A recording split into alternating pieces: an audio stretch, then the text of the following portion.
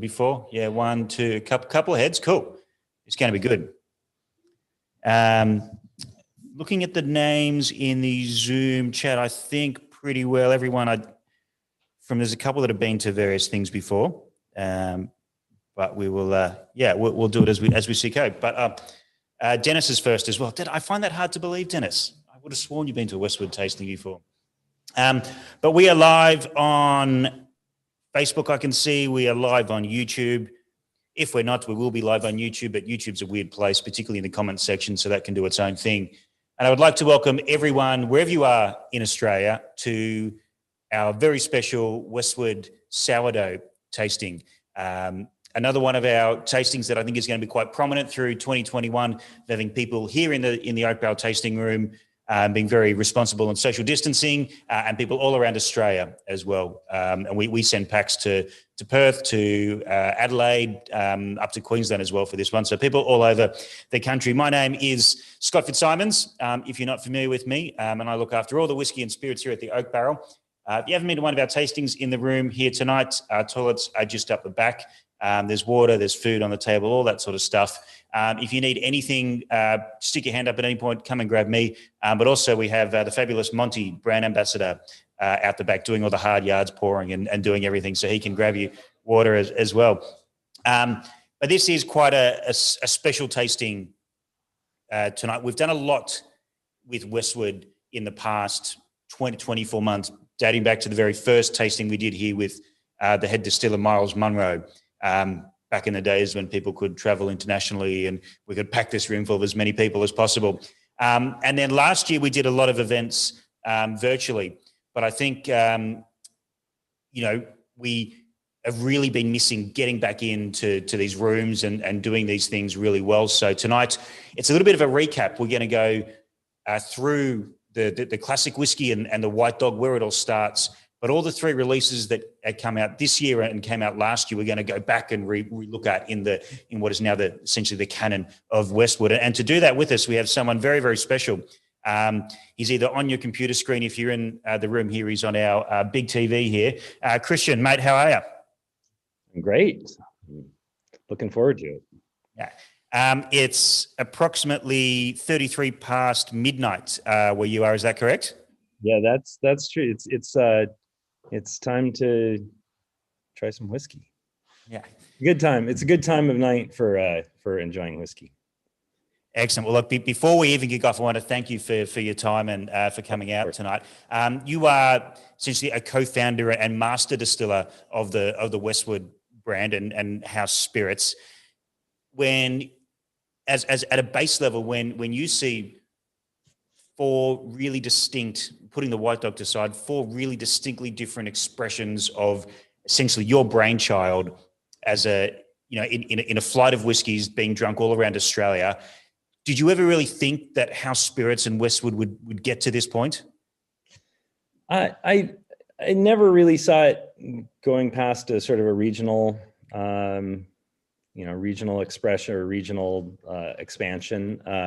No, it's really exciting. I'm learning. I've learned over the last 17 years or so how what a international community whiskey is. It's really cool. Yeah, especially single malt whiskey more than anything. Yeah.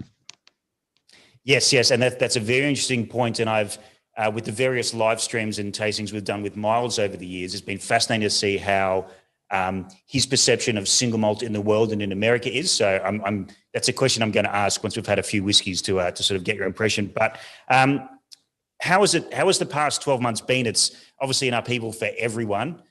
We're very lucky here in Australia, and particularly Sydney. As of Monday, we have the license to sing and dance in pubs again, which is very exciting for me. I don't know how the rest of Sydney feels about me being able to sing and dance again, but I'm very excited about it. Can you describe maybe what Portland's been like in the past 12 months and how you guys have had to adapt a little bit?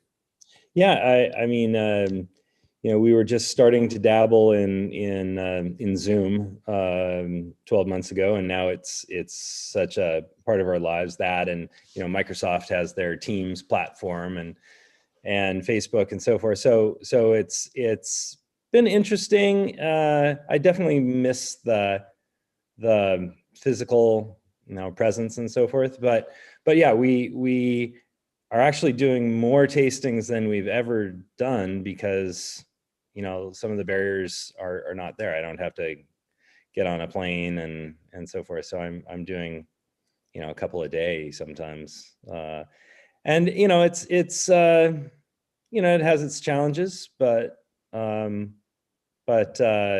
it's been, we're full steam ahead. We had, when we first sort of locked down a year ago in March, middle of March, and had just it was a rough month and a half. And then we sort of picked ourselves up and dusted ourselves off, and we're doing better than we've ever done now. So it's been a tumultuous time.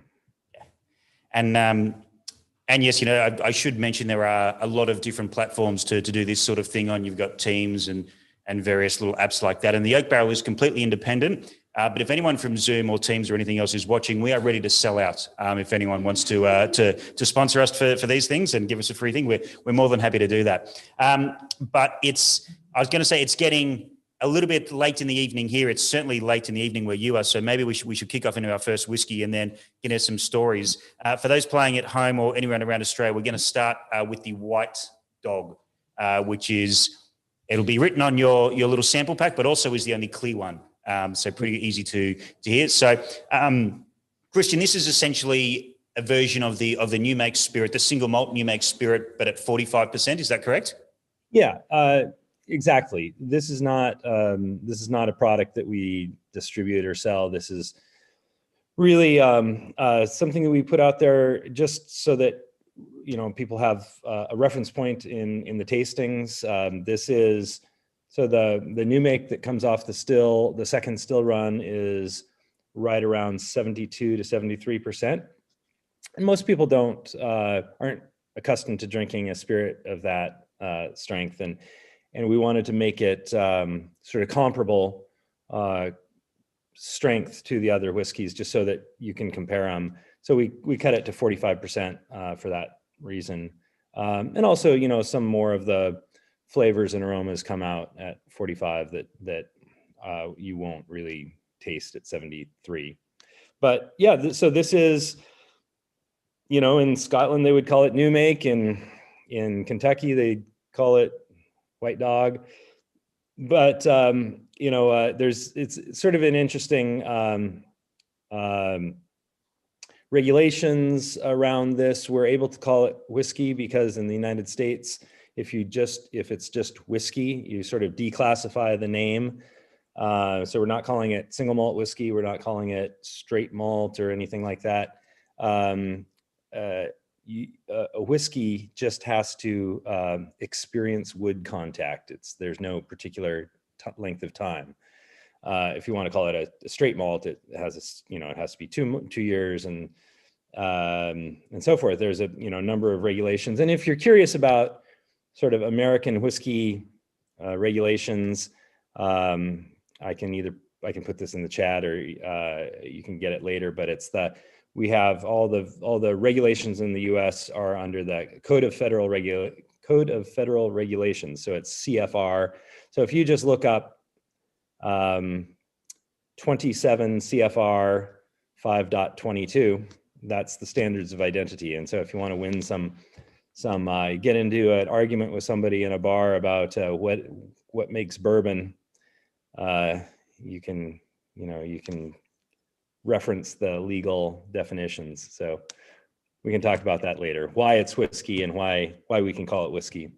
But again, we're not intending this as in my mind, it's not really whiskey. It's something else. It's proto whiskey, nascent whiskey. But I love to show it off because it exhibits so much of the character that comes through in the finished whiskey.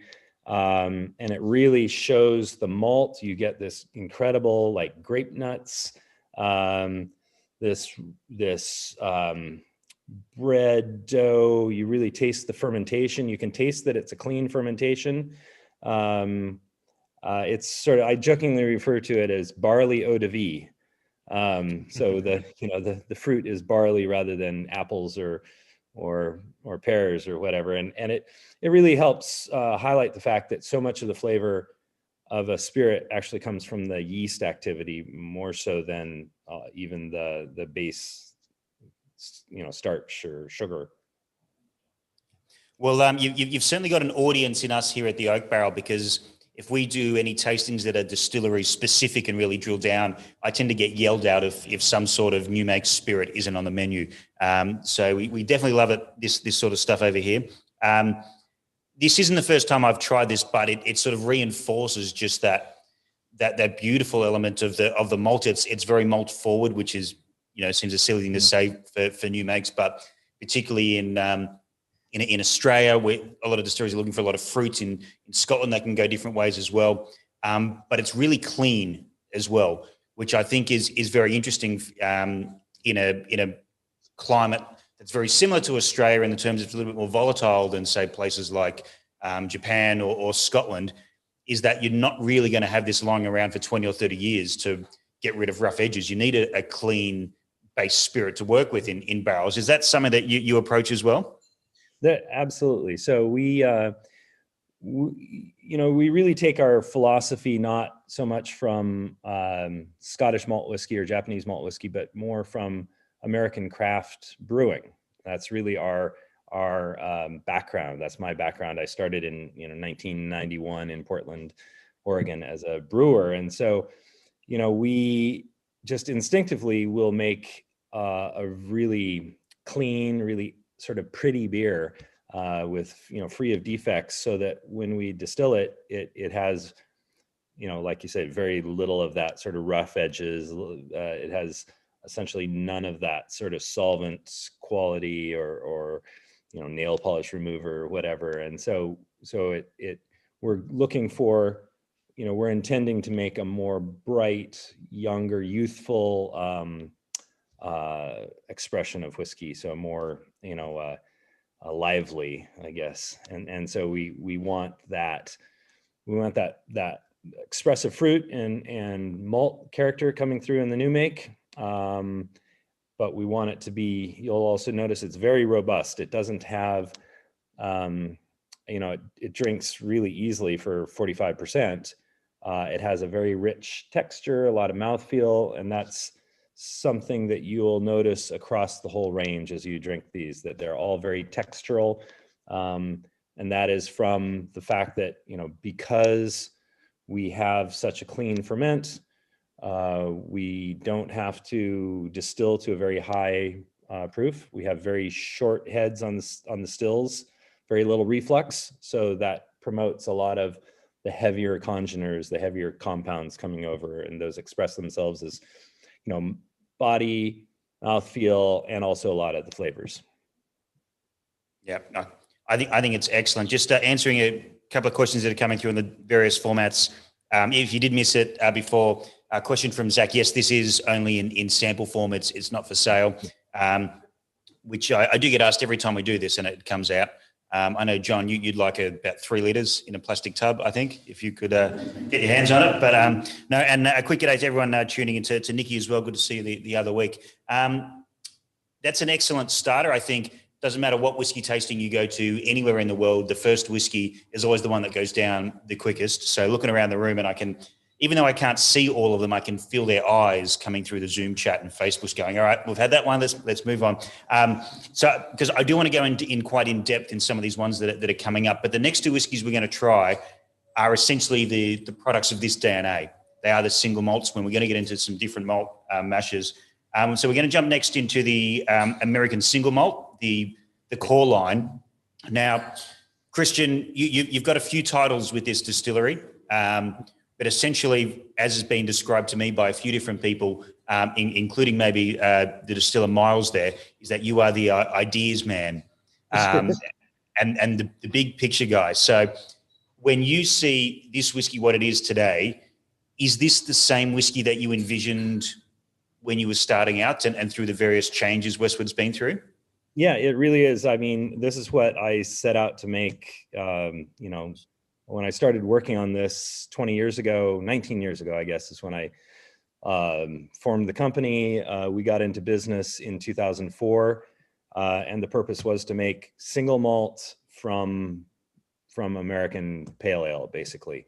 And, you know, I've always said, you know, I love Scottish malt whiskey or Japanese malt whiskey. That's what got me interested in malt whiskey back when I was a teenager. But you know, somebody's already doing that, and we wanted to really bring something new to the world of whiskey and the world of malt whiskey. So, you know, this is really, you know, Westward is, you know, single malt reimagined. So we took some of the lessons we learned from Scottish and Japanese traditions.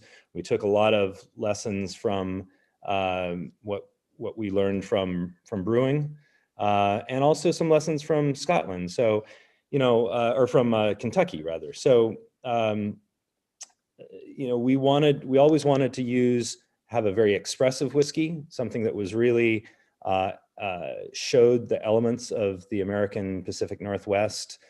So we're using local two-row barley, which is all grown, you know, the part of the U.S. where two-row barley, or where the malting barley is grown, is Oregon, Washington, Idaho, in that northwest corner.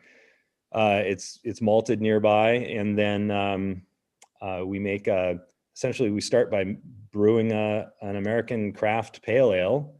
Then it gets distilled in a manner very, you know, recognizable or similar to how it would be distilled in Scotland or Japan. So double pot distilled.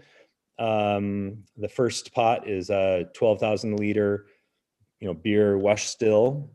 And the second pot is about I'm doing my conversions here, maybe a 2,500 liter spirit still. And big, then we call it in Australia, we call that big. Big, okay. And then and the result of the second run, we end up with about 5 200 liter barrels. We're using new charred oak, and this is where we you know, marry in the American bourbon tradition. So we're using the same sorts of barrels that bourbon producers use, but it really results in a very robust, sort of brash whiskey. You'll notice it's got a lot of flavor, a lot of body, a lot of texture. Because the new make that you just tasted is so rich, it can stand up to the new barrel. Normally, you know, a new barrel tends to dominate new make spirits, but in this case, because the new make is so rich and so robust, it stands up to it, and the flavors marry, and you get the best of both worlds. So that's the core, the Westward American Single Malt. We can talk about that category. I'd love to get into that at some point, and what that means. But that is so you asked, is this what I imagined? This is exactly what I imagined producing, you know, 18, 19 years ago. That's why I got into it. You know, I started it with, you know, I had a partner in starting it. It was just, we had a little bit of personal savings, eventually tapped our home equity on our house and credit cards eventually to get started. So we certainly weren't well funded. So we didn't have the luxury of just producing single malt. We would have cost millions of dollars to you know, set aside that inventory for the years and not have anything to sell. So we produced clear spirits as well. We produced Krogstad aquavit, which is not in Australia. We produced aviation gin. That was sort of our brainchild back about 15 years ago, we started that. Sold that off. We're still making it for that Canadian actor, but we don't own it anymore. But that really got us, you know, selling that allowed us to really focus on the whiskey, and so now that's it's on its own legs. It's on its own 2 feet. Yeah, and I'd actually like to throw to the audiences I do have about 17 million tabs open and about 3 phones too, but I'm trying to keep on top of anything. I want to say a quick g'day to Justin Farmer, who's tuning in on the Facebook. He's relying on the subtitles to watch this because he's at the primary school Spanish fiesta. So I have no idea how Facebook subtitles go with, because I don't speak English, I only speak Australian.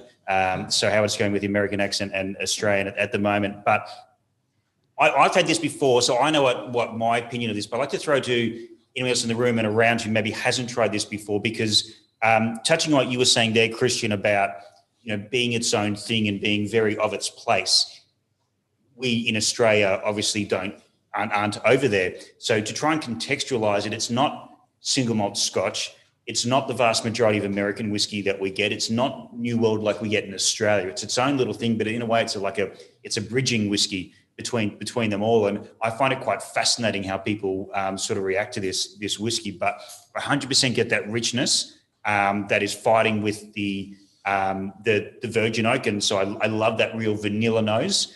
I think on the official tasting notes, baking spice, and I get that all over the palate, like spices on the top of some sort of like dessert style pie type thing. Get heaps of that pastry sort of stuff.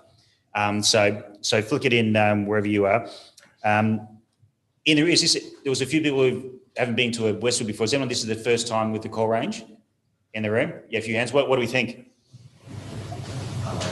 Nodding heads. Mate, I can't hear you with nodding heads. We're live. No, I said it smells like apple pie, tastes like a fruit pudding, and then finishes like a chocolate pudding. Yeah. Lots of puddings. I don't know if you heard that from where. Did you get that? Yeah. Puddings? Yeah. No, absolutely. We get a lot of apple, a lot of sort of ripe Bartlett pear, obviously a lot of baking spice as well. But it's really sort of a continuous experience from the nose, the palate, the finish.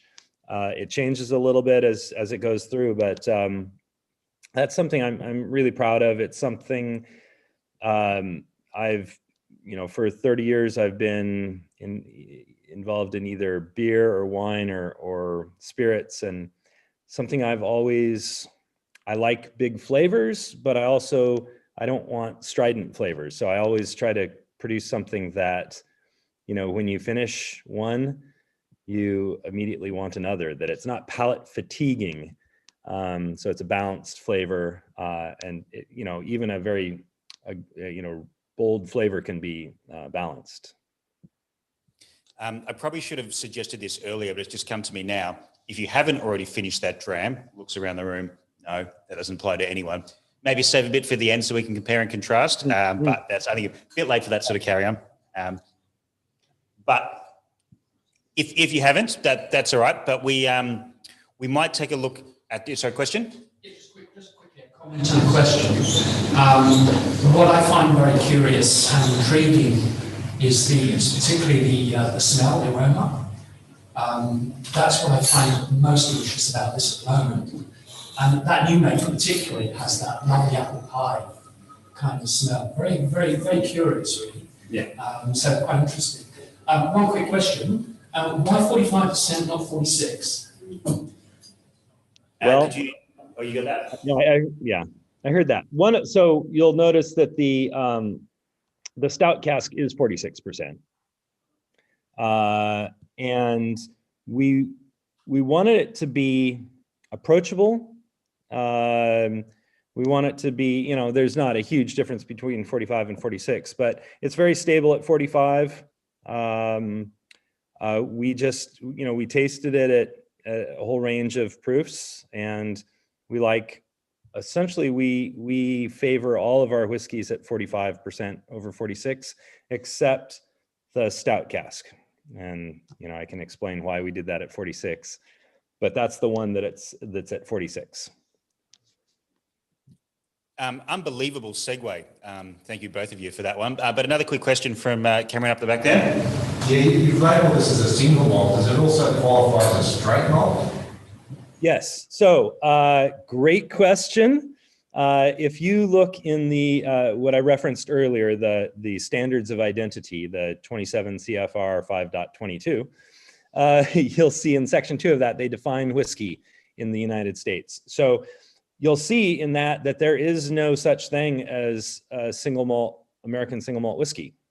And that's why, consequently, on our clever little label here, it says whiskey.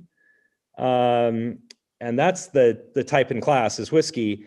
And single malt is just a fanciful name. It's something that we put on there that has no legal weight, no legal bearing in the United States. So we qualify both, if this were made in Scotland, if we transported our distillery to Scotland, this would qualify in Scotland as single malt because it's 100% malted barley, brewed, aged, distilled, bottled in one distillery, pot distilled, double pot distilled, aged for a minimum of, they say 3 years. In the US, if you don't put an age statement, this is a little thing to know. If there's no age statement on the bottle, that it has to be at least 4 years old to avoid putting an age statement. So it's at least 4 years old.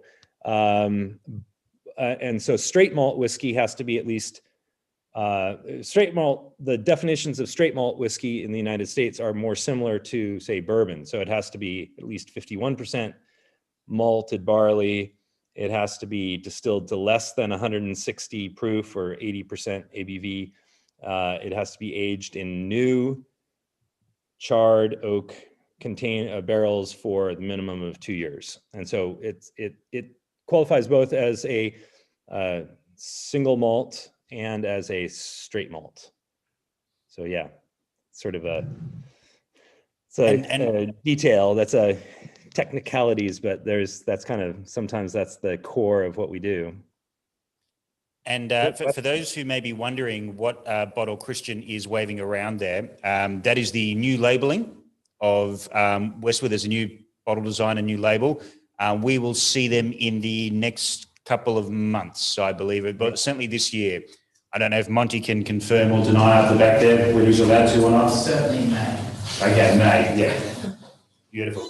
But yes, so we were talking about it before. We can't tell whether it's a little bit Star Wars or a little bit Lord of the Rings, the new bottle, in its shape and design.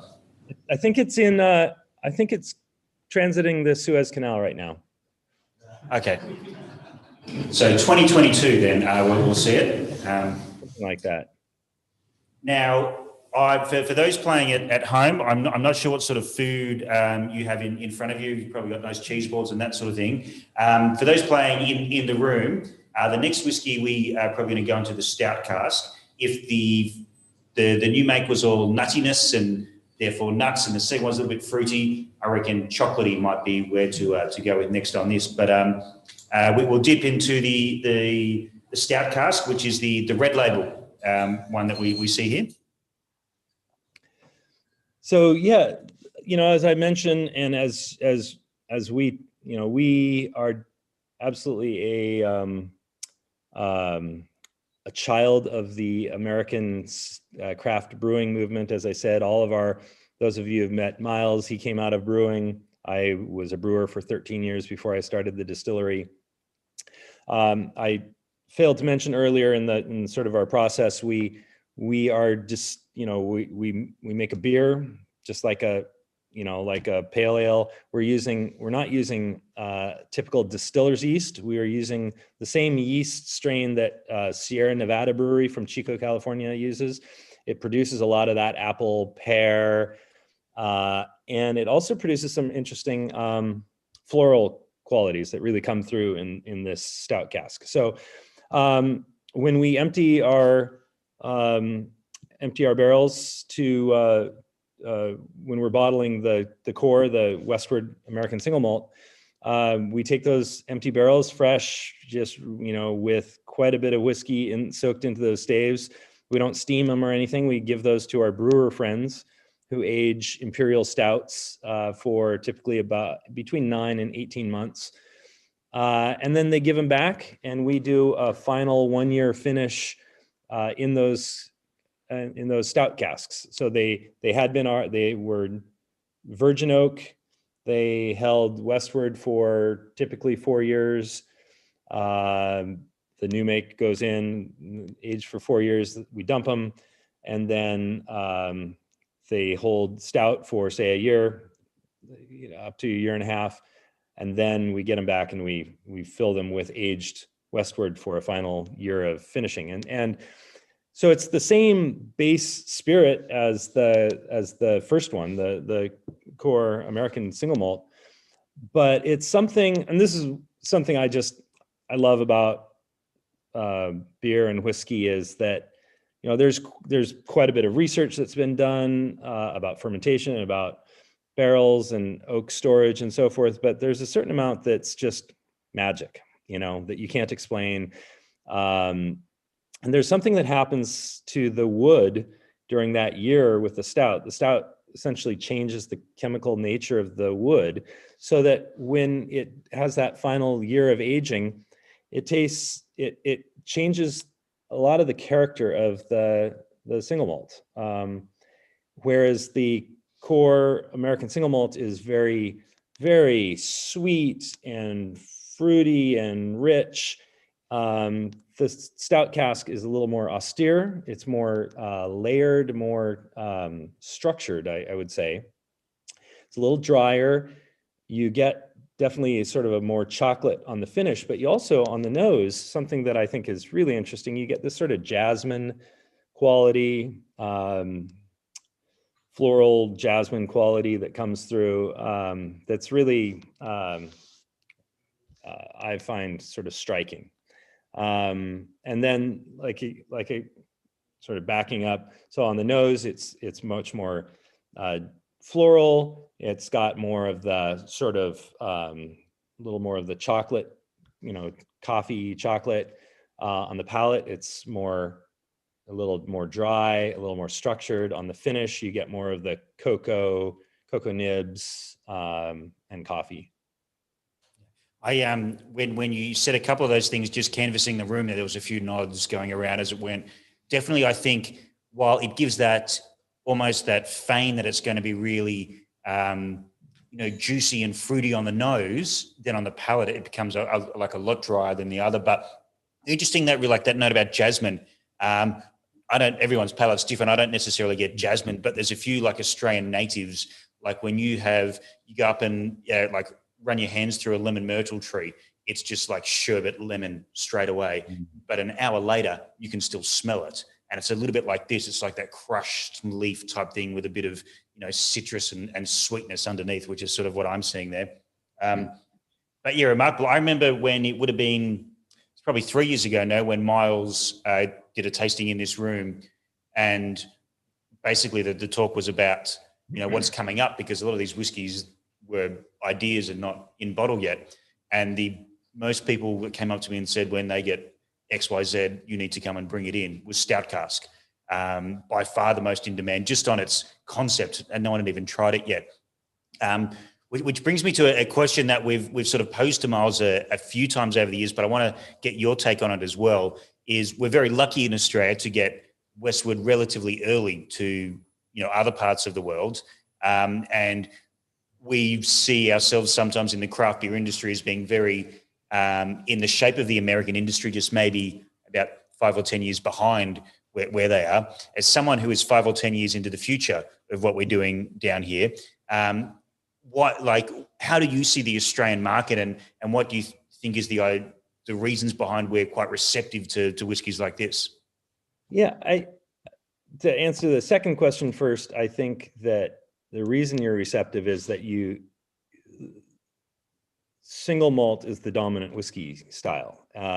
Originally, you have this, through the Commonwealth, this long history with Scottish single malt, but, also getting some Irish malt whiskey, and then Japanese malt whiskey has been popular there for so long. And then your own homegrown, especially, down in Tasmania and so forth. We're doing some pretty good stuff in New South Wales as well. Tasmania's great. We're doing some good stuff over here. My understanding is it sort of started, It definitely did. It definitely did. We're just having a little bit of a war with them at the moment. So that's all right. Okay. Yeah. But so you were accustomed to the idea that, malt whiskey comes from everywhere. And so it didn't take, we didn't have to break down the barrier of, Scottish malt. And so, Australia has been such a great melting pot, both, culinarily. I think the food scene is, unbelievable. And it's a melting pot. So you get influences from all over the world, whether it's food, coffee, wine, whiskey. And I think that there's a certain curiosity about new flavors, both food and whiskey and beer and so forth. I think that's been really good for us. And so it didn't take a lot of explaining for us. Yeah, well, we've been drinking your beer for a fair while, so may as well get the distilled version. Yeah, which is what I like to describe as the completed version. There's some excellent beer around. You just go, oh, geez, wish they distilled that. But like, imagine going to all that effort and forgetting to turn it into whiskey. Yeah, we've toyed with the idea of bottling or kegging some of our beer, but we're distilling it all right now. So this is the Stout Cask, Westward Stout Cask is the one of our lineup that is not, we can't call it gluten-free because we don't scrupulously remove all the stout residue from the cask. There's some in the wood. So there is potentially a tiny amount of gluten in there if anyone's allergic, but it's really minuscule. And there's also, so that leads to why is it 46%. Some of those compounds, some of those stout compounds will flock. They'll come out of solution right at 45%. So all we had to do is add just a tiny bit less water, keep it at 46%, because we don't chill filter any of these whiskeys. So there's no color added. All the color comes entirely from the wood contact, and we don't chill filter. We do a rough physical filtration just to get rid of as we say, the bugs and the sticks and the bugs. But that's it. Just a rough filtration so it's clear. Get any little wood particles from the barrel out, but no chill filter. I would like to see a wooden bugs edition at some point in the future. I've certainly had some whiskies from Australia and other parts of the world where their flocking probably hasn't been up to scratch or their filtration has been pretty lax. And so it's good fun sometimes. I mean, it's certainly not for everyone, but no, maybe a run of just like 5 bottles for Australia, the wooden bug special. Yeah. Okay, we'll get the last little bits out of the barrel, and you'll have little chunks of charcoal from the barrel. Yeah, the Westward dregs. I can see it now. Yeah.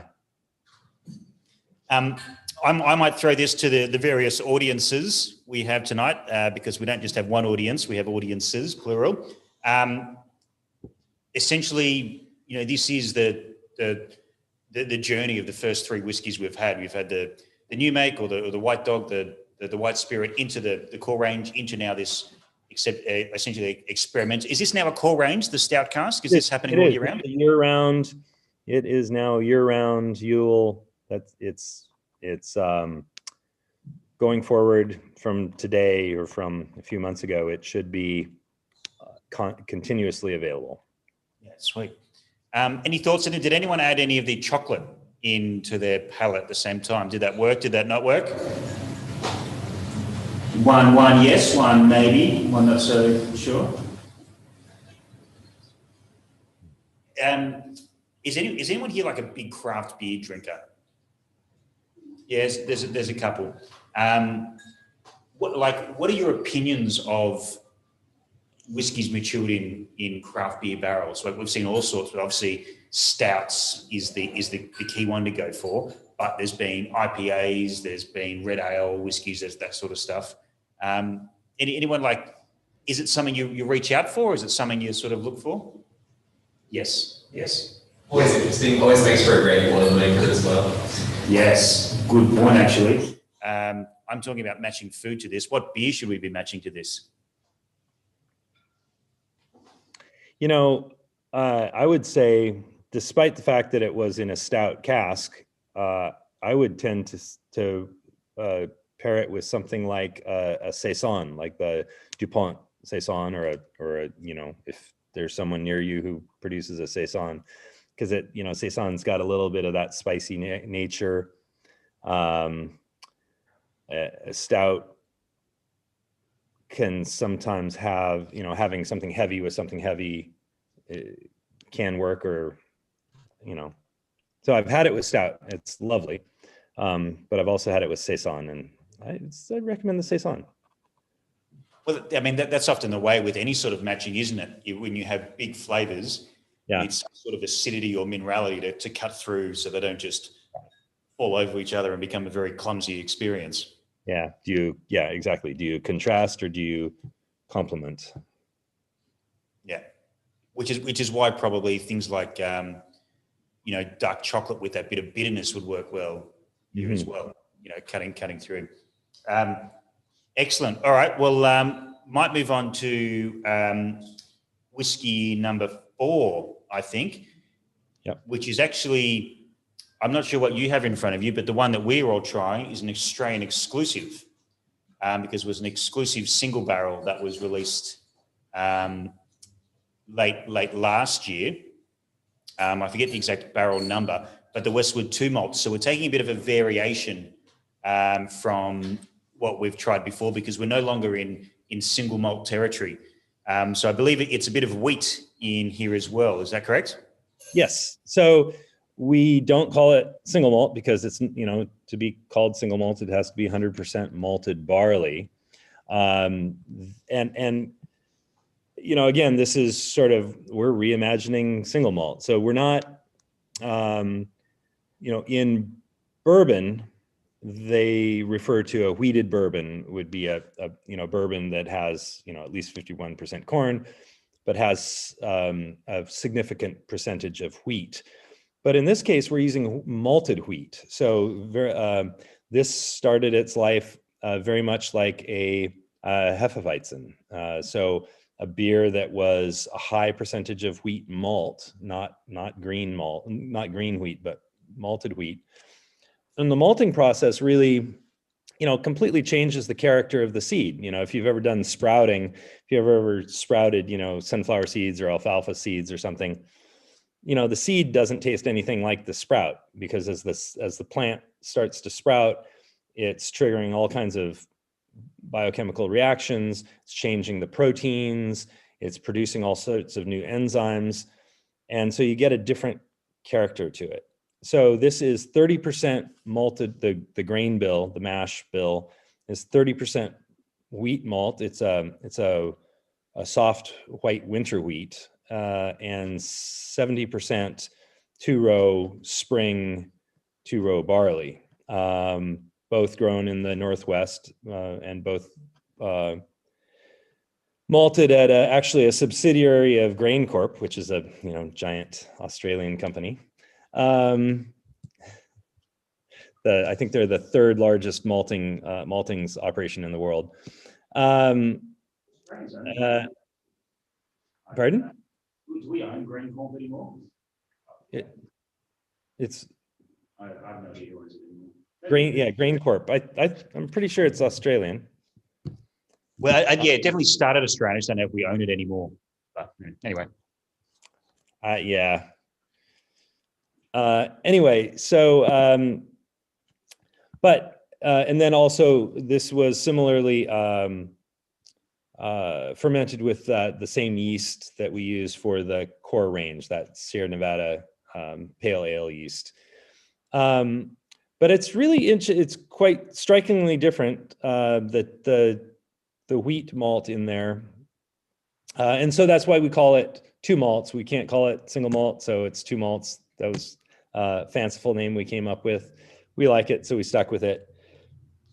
This one is a really interesting expression. And now this is actually bottled at just over 3 years of age. And so it's a very fairly young, but it doesn't come across as being immature or anything, but it really has this bright stone fruit, sort of a white peach nectarine quality to it. Really comes off on the nose and on the palate.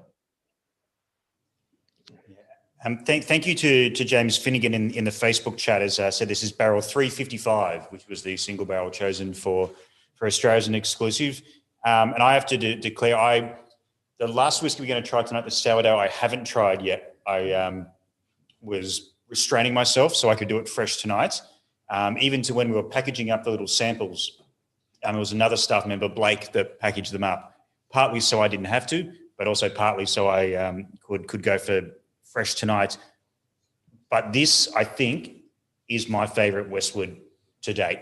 And it might be a little bit of my habits at the moment. I'm drinking a lot of Scottish single grain, where there's a lot of like corn and wheat spirits involved in them. My favourite go-to bourbons at the moment tend to be your Wellers and your Rebel Yells. There's something about that wheat spirit that I'm just in sync with in the past 6 months. But I absolutely love this whiskey. I think it's really, really special. And this is the first time we've shown it as well in a Westward tasting. Well, at the oak barrel, I'm sure it's been shown before, but just that it is that like sort of treacly brown sugar thing, and I think it's been described on here as spearmint, but that freshness that jumps off the palate, I just love that element of it. Yeah, and I mean, I think, as an industry, we've tended to try to, the industry has tended to push age and, that the preciousness of long-aged products. And it's true that you absolutely get some fantastic flavors in a well-aged product that you don't get in a young product, but you also don't get, in a well-aged product, you don't get this bright, lively palate and, that fruity nose. And I sort of equate it to wine. When I started in the restaurant industry in the 1980s, back then the prevailing attitude was that with red wines, older is better. It's just older is always better with whatever wine. And it took decades to finally convince people that, there's a right age that each wine is made to be aged a certain length of time. And I love the example of, Brunello versus a Rosso. They're the same grape, right? They're the same grape made in the same winery. Rosso, if you sit on that for 20 years, it's going to be flabby and disgusting. But when it's 2 years old or whatever, it's got this beautiful fruit quality. And the Brunello, if you try to drink that at 2 years old, it has some fruit, but it's just so tight and so so tightly wound that it's got to soften up over years, and consequently you don't get a lot of fruit in a 20-year-old Brunello. And so they're just different. They're different wines intended for different ages. Our whiskeys are really, I love fruit, and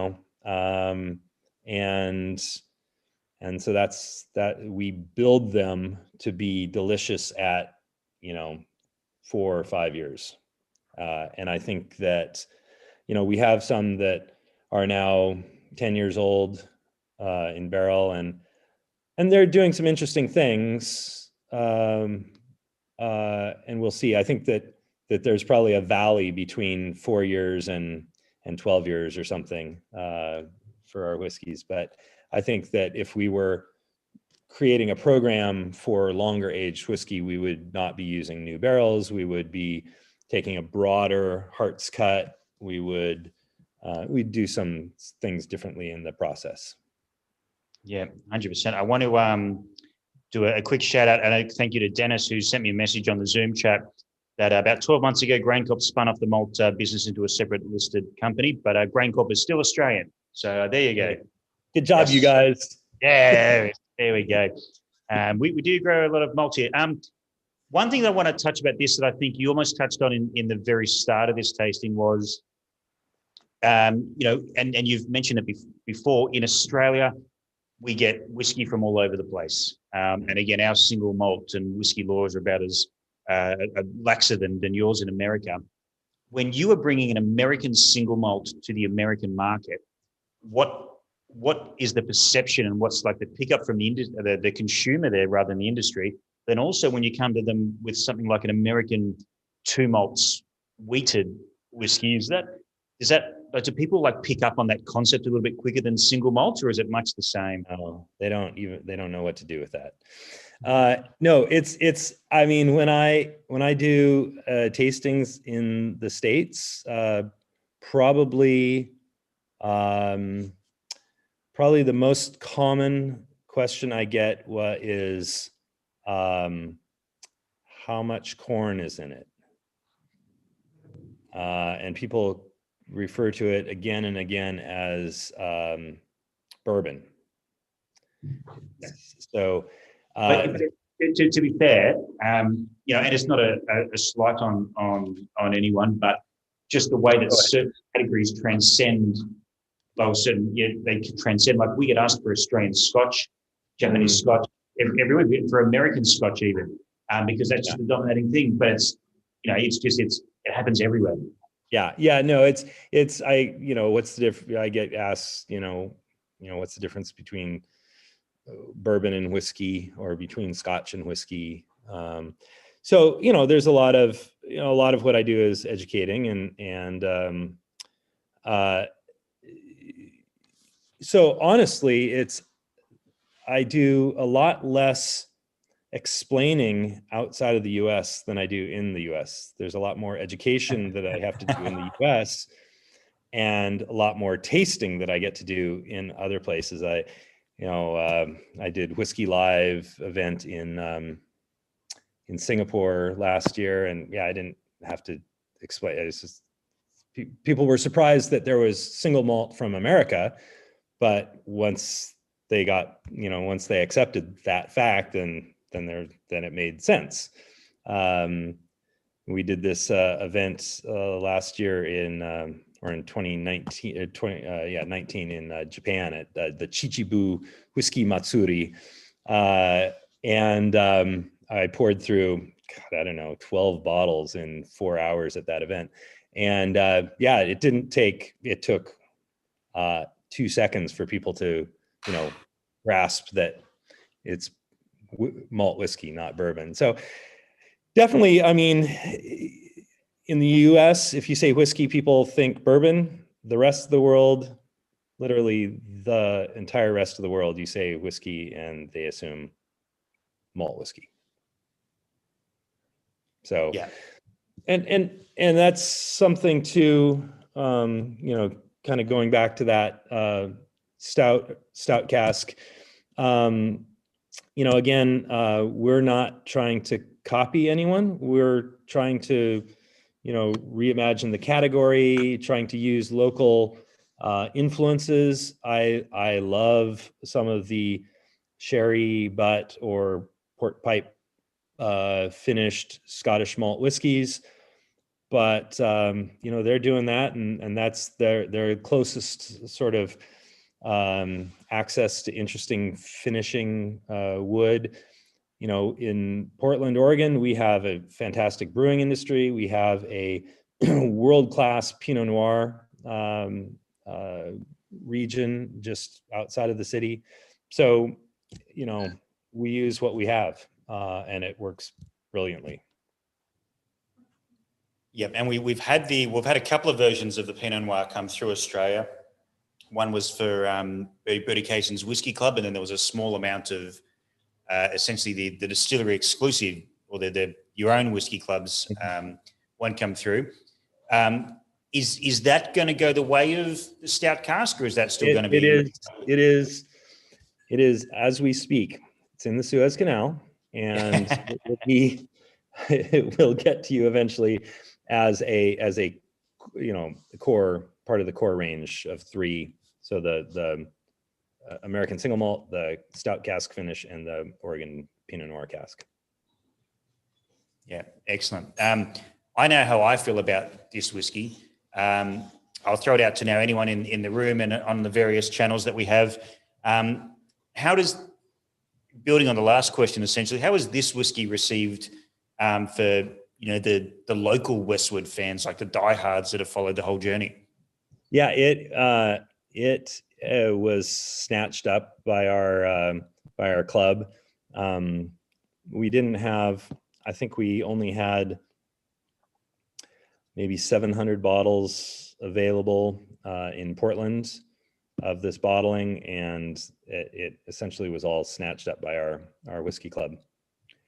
So yeah, they this is an example of some of the small run stuff. This, like I mentioned earlier, for us a batch is typically 5 barrels. We get 5 200-liter casks out of a batch of whiskey, and so it's a sort of a nice number.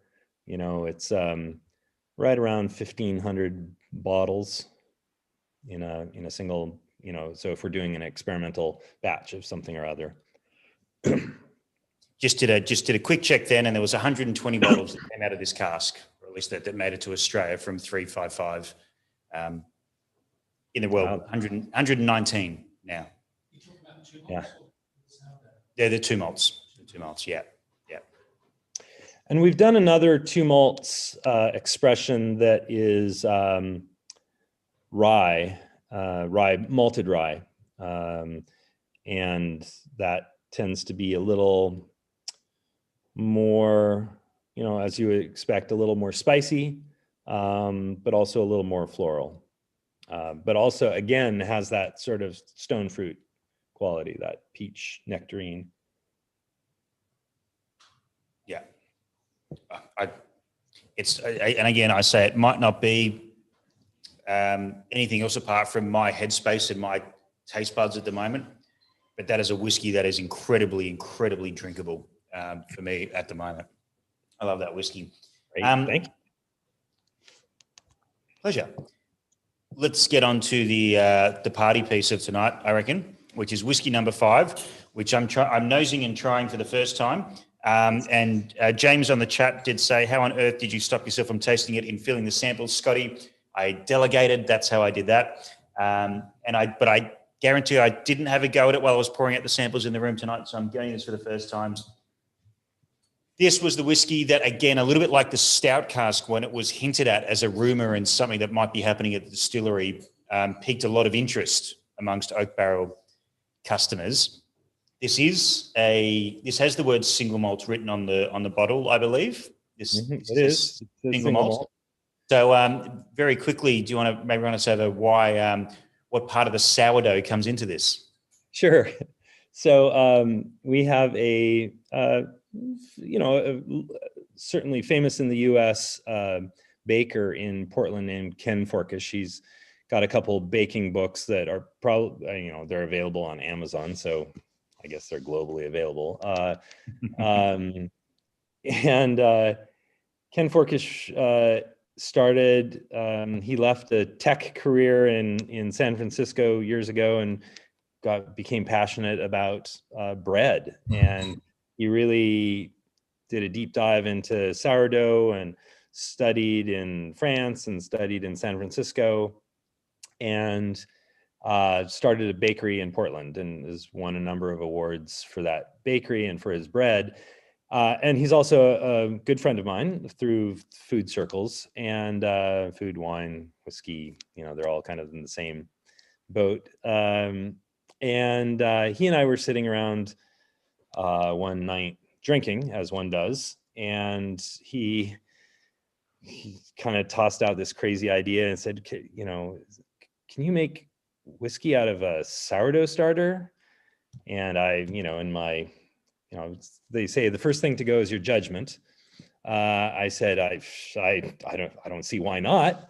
So the next day he showed up at the distillery with a liter jar of his levain, and the levain is the sort of liquid or partial liquid. It's the loose sourdough starter. And we played around with it. We cultured that up. We made initially, a 50-liter batch on our test still, and the beer was pretty disgusting.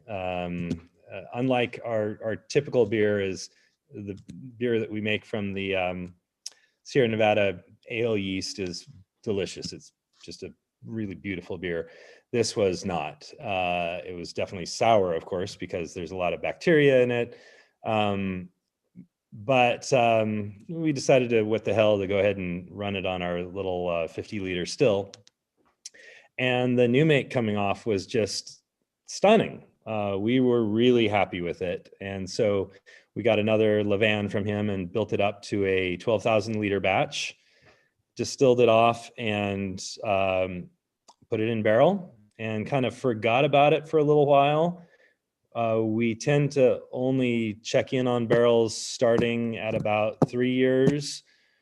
But on these special batches, experimental batches like the 2 malts, we'll check in with them earlier than that. So we checked in with this a year in, and we were stunned how it was coming along. It really exhibits this, like, especially on the nose, you get this passion fruit, this sort of tropical fruit quality. You also get some sort of candied orange peel on the more on the palate, but you get that on the nose as well. And again, that spice, because it is new barrels. Yeah, I was just going to quickly say as well that for those who are playing online, there's only 2 bottles left that the Oak Ale has of the sourdough. But as you were saying that, and as we're drinking this, there is now 1 bottle left of the sourdough that we have. But the first thing that came to it was throwing me a little bit was I've picked up rye bread so many times in various whiskies. I was struggling to shape that rye bread sort of thing, but like a muted sort of style. But then that like muted citrus came as well. And it's a certain of a bad thing. I've had this note as well in some like 35 and 40-year-old Scottish whiskies, is when I was a kid and you'd be at primary school and you'd have your backpack, and then you'd be at school holidays for 2 weeks, and you'd throw that backpack under the bed and forget about it, and you'd pick it up in 2 weeks' time, and you realise that orange or that mandarin that you didn't eat that last lunch before you went on school holidays is still in there, and it's sort of gone a little bit beyond mouldy, and it's like because the peel is still intact, you get that zest. That's what this palate is for me.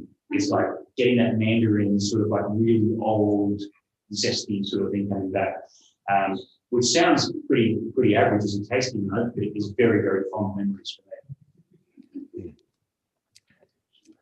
So this is from the first batch. We've done 2 more batches, so there will be more in the future. And what I love about this is how I love surprises. I love being surprised. And, this is very bright, very lively on the palate. It's a little lighter than the other expressions. But it doesn't have any of that. It doesn't express itself as being immature in any way. It drinks like a mature whiskey, but hopefully, so everyone's tasted this now, right? In the room, everyone in the room has gotten to this.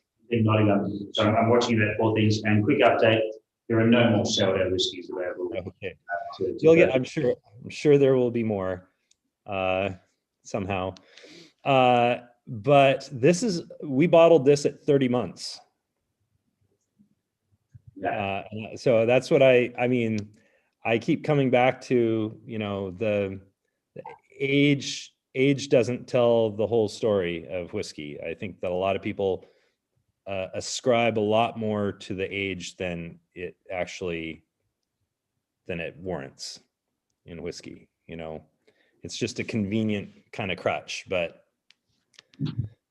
And 100%, I think as well in Australia, we sort of understand that there are very few distilleries, and I can count them on my hand, that really have the potential to take a whiskey longer than 10 years of its maturation. there's distilleries just out west from where we are here, about 6 hours near Dubbo, where they measure whiskey by summers rather than years, because 4 summers is too much. Three or 2 summers is enough.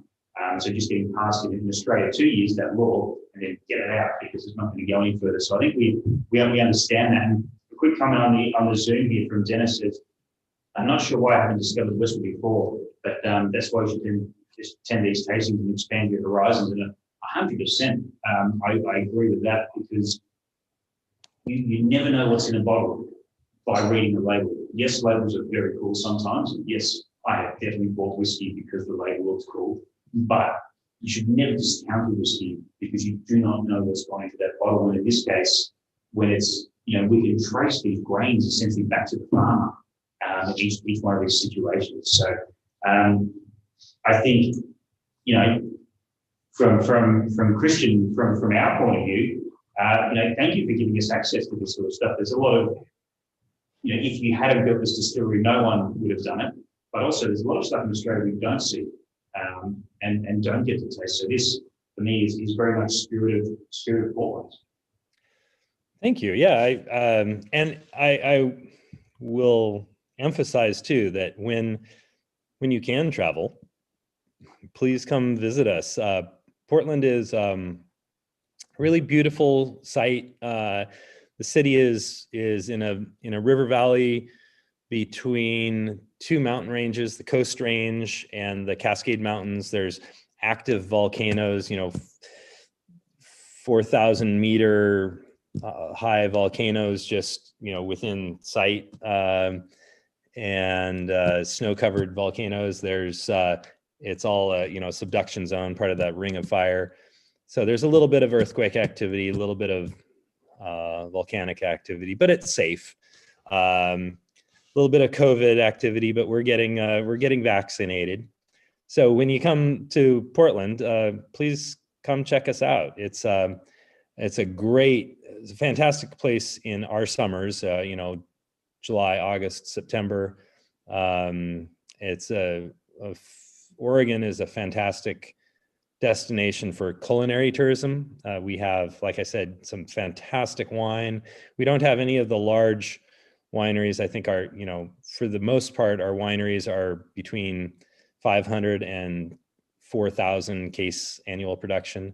We have hundreds of breweries, coffee, great restaurants. And the weather's great in the summer. In the winter, it's gray and rains all the time, but we don't know what that's like in Sydney. Rain. Yeah. We haven't had any rain recently, so you don't know anything that's like. We don't have rain like that. Yeah. We have we have some very good friends at distilleries that lifted up distilleries that are meant to be bolted to the ground and moved them around 12 months ago because they're, threatened by fire, and all of a sudden they're like bucketing water out at the moment. So our thoughts do go out to them. Christian, thank you. I know we asked you for an hour. It's about 6 a.m. where you are right now, and you've got to be up for another tasting. But one more question, if you will, before we let you go. We've seen, and this is the first time we've been able to do all these experiments, these crazy ideas, not just in their first essence, but sometimes when they've come to fruition and been perfected. What's next for Westward? Like, what are the ideas you're having now that we'll see in 3, 4, 5 years' time, without giving too much away? Like, yeah, conceptually. So, I mean, I guess for one thing, I always come back to our American Single Malt, the Westward. That's the whiskey that I dreamed of making, 20 years ago. You're going to see a lot of continuous incremental improvement. I mean, I think it's a beautiful whiskey right now. I would have to retire if I didn't think that we could make it better. But it's going to,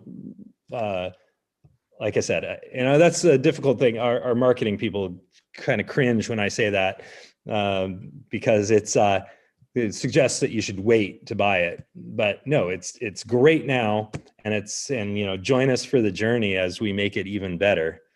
And then, we're doing some more development. We're doing a little more with with the élevage and blending barrels, some reused barrels, some sort of Solera.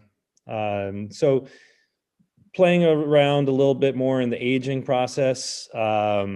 We have some yeast experiments that we haven't bottled yet, where we've used different yeast strains.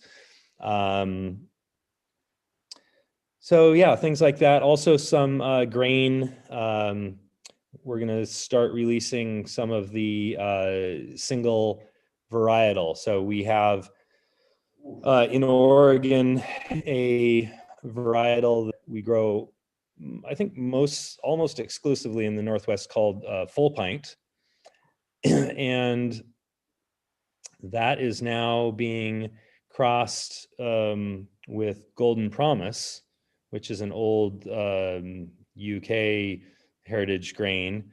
Very famous. Macallan used to make their name off Golden Promise. And so in Oregon, at Oregon State University, which is the agricultural school in Oregon, is a fellow named Pat Hayes, who is arguably, he's in the top handful of world malting barley breeders. And he is producing this strain called Oregon Promise, which is a cross of the Full Pint, which has wonderful flavor. It also is resistant to a lot of the molds and mildews that we have in the Northwest. And so, in fact, I've 10 feet away from me, I've got 200 pounds of foundation seed for that, and we're going to plant that. And so we're doing a lot of our own, farming, malting, sort of controlling the whole process. Excellent. That's very exciting. As we often say at the Oak Barrel, whether you're drinking whiskey or spirits or wine or beer, everything comes from the ground first and foremost. So that the farming is very important. Look, Christian, I'll let you get about 15 minutes sleep before you have to jump into your next Zoom chat. Thank you for your time tonight. I have to say, I've seen a lot of Zoom backgrounds over the past 12 months. Yours is one of the best, like legitimate log cabin. I'm a big fan of that. I reckon it looks really cool. But hopefully we will either see you over there or we'll see you in Australia at some point. But I'll make it there as soon as you'll let me in. I'll come. Well, if you do make it here at the moment, it's just 2 weeks quarantine, and we're very good at delivering good booze to people in quarantine hotels, so we can make that.